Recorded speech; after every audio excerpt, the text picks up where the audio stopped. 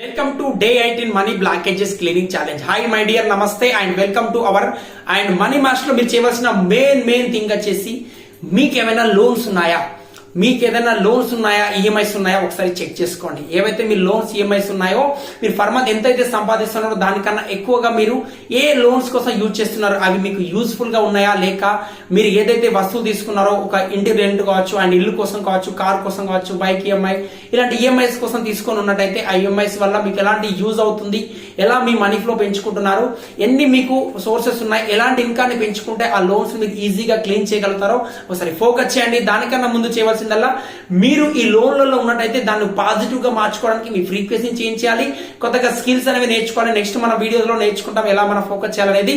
First of all మీరైతే loans ఏమైనా ఉన్నట్టయితే ఎన్ని లోన్స్ ఉన్నాయి, ఎంత మనీ సంపాదిస్తుంది, మీ యొక్క ఫ్లో అనేది ఎలా ఉంది, ఎంత మనీ వస్తుంది, ఎంత వెళ్తుంది అనేది ఒకసారి ఆలోచించండి. మీ లోన్స్ గురించి క్లారిటీగా ఎంత ఎక్కువ మీరు ఈఎంఐ పే చేస్తున్నారు, ఎంత ఎక్కువ మీరు వడ్డీ అనేది పే చేస్తున్నారు ఒకసారి చెక్ చేసుకోండి.